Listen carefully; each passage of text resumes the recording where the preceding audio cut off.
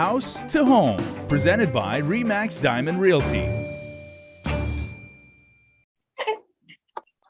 All right, everybody, look at this. We haven't even begun the segment yet, and you see like teeth from Liz, Gina, and myself. That there you go. That must mean we're talking about something not necessarily funny, haha, but very, very important. And we're talking about interest rates today and why you need to be aware of them and what you can do to hopefully maximize your own financial position. So, ladies, Hafaday, thank you for spending some time talking about this. Gina, interest rates starting to go up now. I mean, we're coming off a period of historically low interest rates relative to property.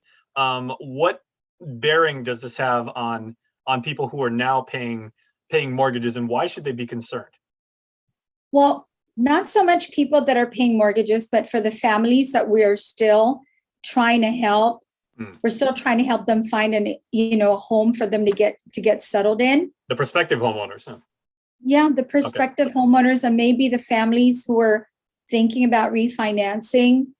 I mean, honestly, I think, Liz, you mentioned the interest rates right now are hovering about 5%, 5.5%. I mean, rounded off is 5.8. That's the average 30% fixed rate. And then the 15 is about 4.7. And your ARM is 6.6. So it's much higher in comparison to a month ago. So the concern is Jason, if you got pre-qualified last month, I recommend not just you, but all of the potential buyers out there to go to the bank and get pre-qualified again, just to see where your monthly payments will be, because the rates have gone up and your monthly payments also will go up. But I think critical, Gina and I's discussion is that will you qualify for the same amount based on your income? What is your buying power now? And if you were able, because when I did a comparison, a 3% mortgage interest rate a month or two ago, your monthly payment was like $1,900. If you did a pre-qual now and the interest rate is at 6%, your monthly payment is about $2,700. That's a monthly payment. It's a 30% gap. It's much higher now. Okay, and it's important to understand the math there, because Gina, I'd like your perspective on this, because as they so often say, numbers don't lie, but they don't tell the whole truth. So when people just compare those two numbers, what should they really know behind that? Well, here's what you really need to know as a buyer in the market, okay? So last month, and it was almost just a month ago, if the interest rate was 3.5, which it was a month ago, about 3.5, you were able to, and you were looking at, let's say you went into the bank and you pre-qualified at 500,000, okay, a month ago. And because let's keep in mind the interest rate that the bank charges you could go up every month. And they're saying that it most likely will start going up every month or every 2 months. Okay. Your income is not going up accordingly. They don't say, hey guys, the interest rates have gone up, so you're going to get a 0.25, increase in your income. It doesn't work. That's not the way increments work. Yeah. That's not how it works. It's kind of like gas. So, okay, so you pre-qualified at 500,000 last month. Nothing else has changed except the interest rate. So this month it's at 5.5. So now, because your income stayed the same, so now if you go in and you ask the lender, hey, I understand the interest rate went up. Of course, my income stayed the same. What do I qualify for now? 500,000 has gone down. Now you can only borrow 395,000. But the payment, your monthly mortgage payment, is the same.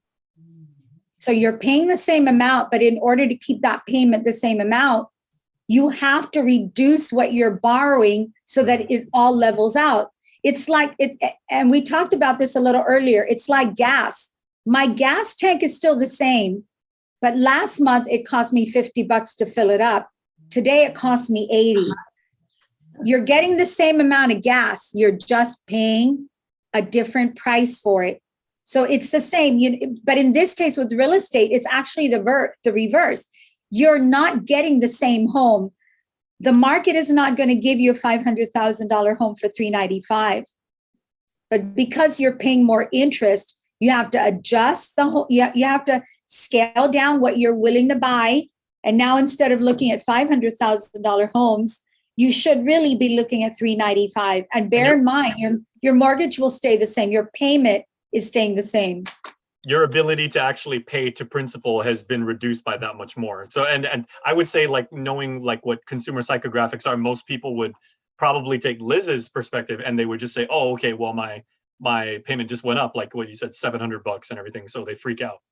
Yeah, but I mean, you would freak out if you were able to get a loan and you were budgeting already, and then that scenario changes. And that's why we're recommending that people go to the bank and re-qualify, because the picture has changed. The cheese has moved. It's not this in the same location it was last month. And that is the remedy. Yeah. And we have to continue to anticipate these changes, but also for Gina and I, our objective is to keep everyone updated as time progresses, because they need to be aware where their buying power will be in, and it matters, because I got a inquiry the other day. Shall I wait until the prices drop? Well, the chances of the prices, I mean, we've seen just recently, if you check MLS, there are, at one time, there hardly anything in the 400 and 300 range. But now things are starting to drop a little, because if it sits longer on the market and some people are relocating, they want to liquidate their property. So there could be some adjustments in the market to reflect that. But if you're looking to buy when the market drops, that's not really going to happen. You just have to monitor. Okay, Gina, final word. How many times can I go to the bank and basically try and requalify? Because I mean, okay, do it once or twice. I think that's fair, but how many times can I actually keep going back? Because now am I wasting the bank's time, or? You know what I tell people when you come in, and how many times can you call me to ask me questions on real estate? Every day, if you feel like it. Because, you know, are you really wasting my time asking me for that information? So if you're working with a loan officer and you feel, or you're getting the feeling like you're wasting their time, then maybe you need a new loan officer. But here's the thing. What Liz is what we're trying to point out is you don't have a choice right now, because if you go into the bank today and you pre-qualified, so you're out there actively trying to find a piece of property, and we're trying to help you based on the information we have at hand, and then the interest rate goes up next week, you should have some kind of arrangement with your loan officer and say, listen, when the interest rate goes up, I'm actively looking, send me a new pre-qualification worksheet so I can send that over to my realtor. So we have, you know, it's going to adjust your game, right? Because now your borrowing power has gone down. We all need to be on the same page. We need to know, okay, now we can't look at 500,000. What should we be looking at? And we need that worksheet so that we're all on the same page. So, you know, really, we don't want to waste the client's time. We don't want to take them around and show them properties that are not going to work. It doesn't benefit them. And in this market, I think Liz is right. Some of the demand's going to go down, but I can't really see prices going down that much. Sure. Maybe instead of having 5 offers on one property or 5 to 10 offers on one property, now we're only going to get maybe 3 to 5 because there's not as much demand, because people trickle out of the market when the interest rate goes up. So that's the important thing to know is, you know, make friends with your loan officer and give them permission to re-qualify you when that interest rate fluctuates, and let them know you're actively out there. So you do need that information. Well, and I think that is the key thing, you know, like time is certainly not eternal, but that should not be the deciding factor. But knowing the numbers, knowing what your mortgage payment's going to be, knowing what the interest rate is, and you know, that may be in flux right now and probably will be for the next few months, and then knowing how it impacts you. The other thing, if there's a change in your employment and you shift, right, that also throws everything out the window. So the bank requires that you're employed for a 2-year period.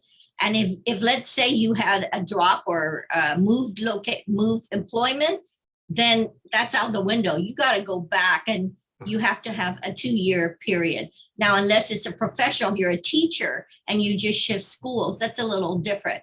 But just bear in mind, your pre-qual will change, or you won't be able to get a loan if you're no longer employed for a 2-year window of time. Okay, so everybody make sure to call your loan officer. Like Gina said, make them a batch of cookies. Maybe they might be a little bit more happy. I mean, it certainly won't hurt, but make sure you make friends with your loan officer and listen to your realtors because they know this stuff best. All right, ladies, thank you so much.